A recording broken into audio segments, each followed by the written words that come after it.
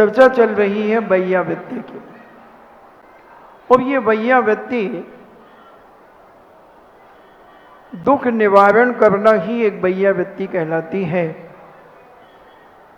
तो जैनाचार्यों ने दुख निवृत्ति का प्रयोजन उसे ही वैयावृत्ति कहा।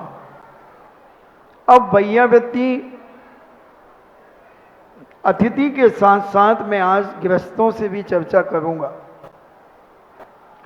त्यागी व्यक्ति मुनिराज की वैयावृत्ति तो सभी लोग कर लेते हैं, आहार के माध्यम से, औषध के माध्यम से, आदि आदि जो तरीके हैं अपन उन सब पर चर्चा करेंगे। मगर आज एक बहुत बड़ा अभाव समाज के अंदर प्रकट हो रहा है। अगर समाज में भी ये वैयावृत्ति का वातावरण उपलब्ध हो जाए, प्रस्तुत हो जाए, तो आज हमारी समाज जो मानसिक बीमारी से ग्रसित दिन प्रतिदिन होती जा रही है, मानसिक बीमारी बहुत बड़ी बीमारी है बंधुओं। शारीरिक बीमारी का इलाज बहुत जल्दी हो जाता है, क्योंकि बड़े बड़े डॉक्टर्स, बड़े बड़े हॉस्पिटल, मेडिकल साइंस इतना डेवलप हो गया है कि शारीरिक बीमारियां कोई मायने नहीं रखती। आज के ज़माने में कैंसर जैसी बीमारी भी ठीक हो जाती है। मगर जहां मानसिक बीमारी उत्पन्न हो जाती है जिन परिवार में, वो नई बहू भी हो सकती हैं, पुरानी दादी माँ भी हो सकती है, आज की बेटी भी हो सकती हैं, जन्मजात बेटियां और बेटे हो सकते हैं। आज इसका अभाव है मानसिक बीमारी का इलाज। कोई समाज में करना नहीं चाहता। हर व्यक्ति यही चाहता है कि उनके घर की बात है, अपन को क्या लेना देना, मरने दो। उनके परिवार में टेंशन चल रहा है, अपन को क्या लेना देना। बंधु, ये टेंशन आदमी की मौत भी करा सकता है, जीवन बर्बाद कर सकता है, यहां तक कि उसे पागल कर सकता है, यहां तक कि वह व्यक्ति गंदगी खाने के लिए भी तैयार हो सकता है। डिप्रेशन एक इतनी खतरनाक चीज है, चाहे वो पढ़ाई का डिप्रेशन हो, चाहे वो शादी का डिप्रेशन हो, चाहे वो व्यापार का डिप्रेशन हो, चाहे वो दोस्ती का डिप्रेशन हो, किसी भी चीज का डिप्रेशन हो सकता है, तनाव हो सकता है, अवसाद हो सकता है। मेरे पास 2-4 मरीज ऐसे बहुत आते हैं।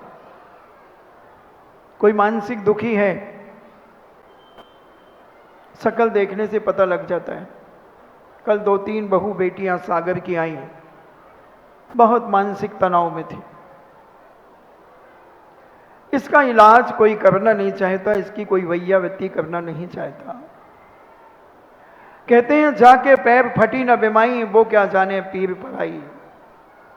जब तक उस व्यक्ति के परिवार में कोई घटना दुर्घटना नहीं घटती, तब तक उसके अंदर से करुणा और दया स्फुटित नहीं होती। मैं चाहता हूं कि कोई घटना दुर्घटना के पहले ही अगर हम अपने घर में दया और करुणा और प्रेम और वात्सल्य और आत्मीय भाव अगर जागृत कर लें अपने परिवार के प्रति, तो मैं विश्वास के साथ कह सकता हूं कि उस परिवार में कभी कोई अवसाद नहीं हो सकता, कोई व्यक्ति दुखी नहीं हो सकता। बीमारी तो एक कर्म के उदय से और कुछ खान पान के निमित्त से उत्पन्न हो जाती है, उसे हम बचा सकते हैं। मगर जो एक मानसिक तनाव, अंदर एक घुटन जो पैदा होती है, वो घुटन आदमी घुट घुट करके मर जाता है। उसके भी निकालने के लिए हमारे पास एक कला होना चाहिए। और कुछ नहीं बंधुओं, कला है उसे प्रेम देना शुरू कर दो, उससे वात्सल्य करना शुरू कर दो, उसे अपनत्व देना और उसे अपना मानना शुरू कर दो। कई बार एक ही परिवार में रह करके एक व्यक्ति इतनी हीन विकृति से गुजरने लगता है, उसे लगता है कि मेरा कोई नहीं है, मैं अकेला हूं। अंदर ही अंदर घुटना शुरू हो जाता है, और इतना घुटता है कि वह सुसाइड करने के लिए भी तैयार हो जाता है। व्यापार में भी कई बार इतना लॉस हो जाता है कि आदमी घुटने के लिए क्या, मरने के लिए तैयार हो जाता है। संबोधन देने वाला चाहिए। एक व्यक्ति 2014 में कई खोखों से लॉस में चले गए, सुसाइड करने की पूरी प्लानिंग बना ली। वो मुझसे परिचित थे, बोले आपका दर्शन करके बस मरने जा रहा हूं। मैंने, मरने जा रहे हो, क्यों? बोले महाराज जी बहुत बड़ा घाटा हो गया है, मैं मुंह दिखाने लायक नहीं हूं अपने व्यापारी मंडल में, अपनी समाज में, अपने रिश्तेदारों में, अपने घर में। मैंने, कोई बात नहीं, साधु को तो मुंह दिखा सकते हो, साधु का मुंह देख सकते हो। और हमने कहा आज ही जा रहे हो? बोले हाँ। तो मैंने कहा मुहूर्त नहीं है आज मरने का। बोले महाराज जी मुहूर्त नहीं है? हमने कहा नहीं, मुहूर्त सोच देंगे फिर मरना। बोले आप मुहूर्त निकाल दोगे मरने का? मैंने कहा बिल्कुल निकाल दूंगा, क्या फर्क पड़ता है। तो बोले आज नहीं मरूं? मैंने कहा नहीं, आज तुम मरोगे तो बंधु अधमरे से हो जाओगे, और अस्पताल में जाकर के डॉक्टर तुम्हें उल्टियां करा करके कैसे भी करके तुम्हें पुनः जिंदा कर देगा। और अगर तुम जिंदा हो गए तो फिर क्या मुंह दिखाने लायक आओगे? लोग कहेंगे ये वही है जो मरने गया था सुसाइड करने, नहीं मर पाया, क्या तुम जी पाओगे? बोले नहीं महाराज जी और ज्यादा वेदना होगी। तो मैंने कहा फिर रुक जा, कोई अच्छा सर्वाव सिद्धि योग वगैरह देखूंगा, कोई बढ़िया योग देखूंगा और फिर तुझे मारूंगा, अभी क्यों मरता है? बोले ठीक है, कितने दिन रुक जाऊं महाराज? मैंने कब देखता हूं। मैंने कैलेंडर देखना शुरू किया और फिर कैलेंडर देखा, मैंने कहा इस महीने में तो कोई अच्छा मुहूर्त नहीं है।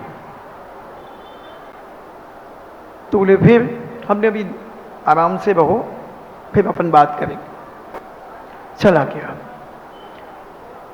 जिनेन भगवान का अभिषेक और पूजन करने का नियम दे दिया गया,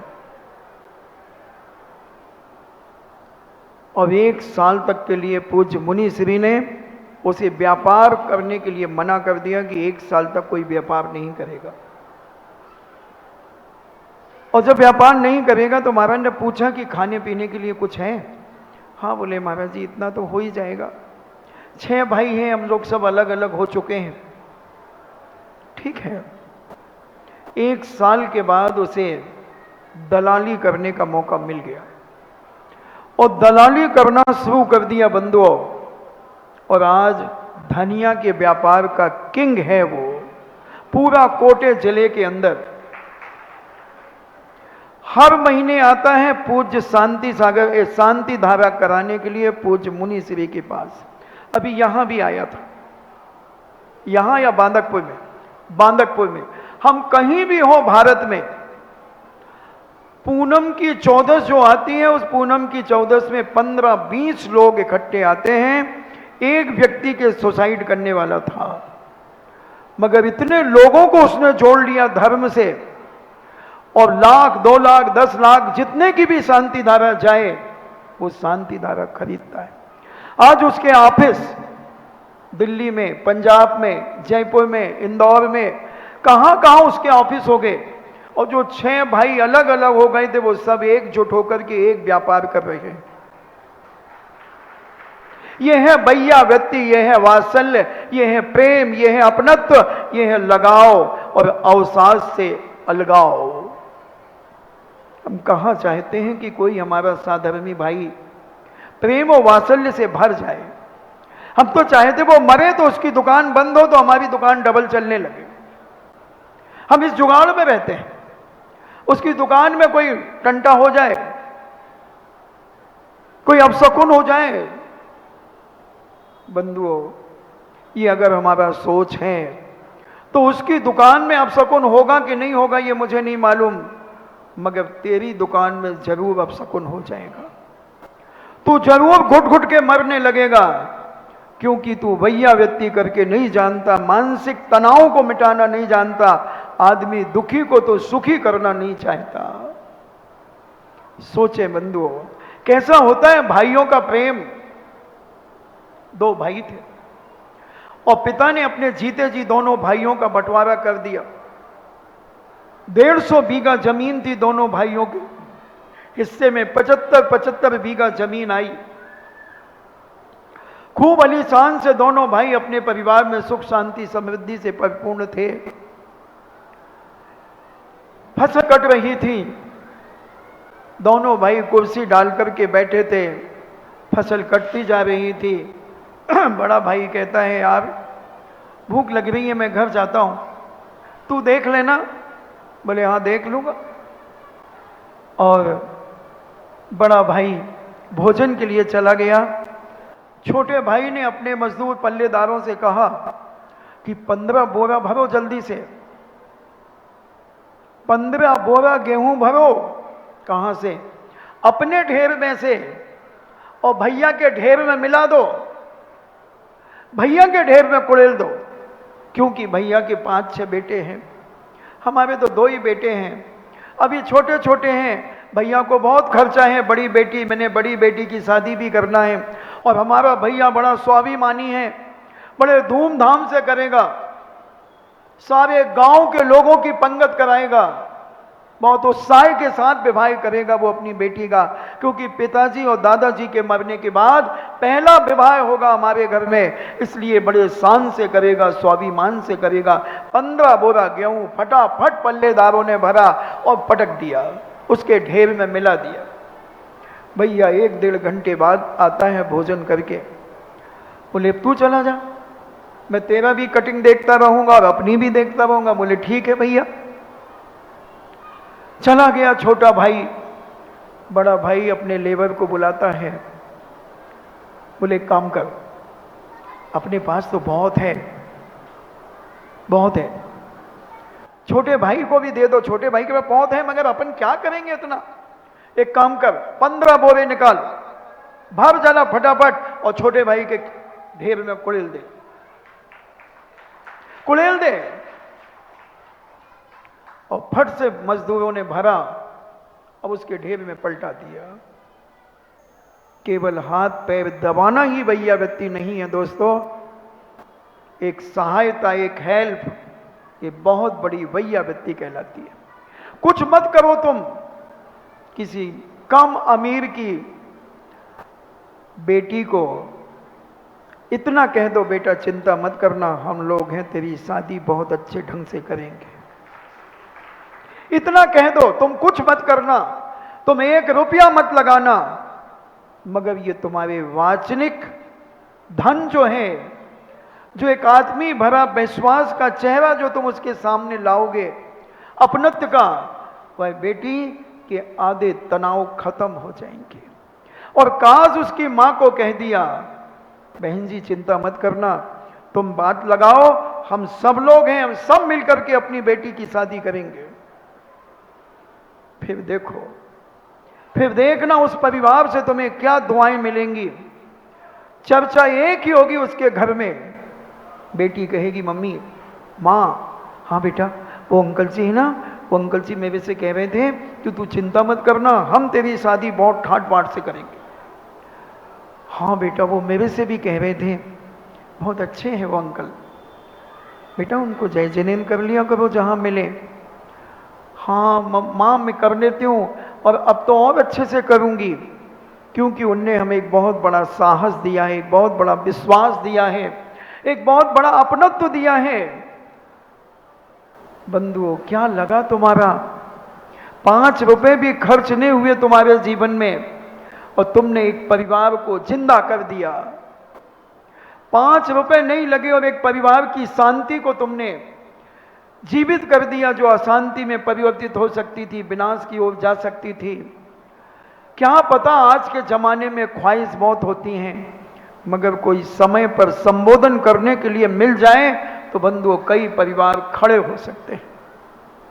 आज हमारी समाज से ये प्रेम और वात्सल्य समाप्त होता चला जा रहा है, केवल अहंकार बढ़ रहा है, तेरी मेरी बढ़ रही है, तू तराकता बढ़ रही है, हम कभी किसी को सहयोग देने की बात अपने जीवन में कर ही नहीं पा रहे हैं।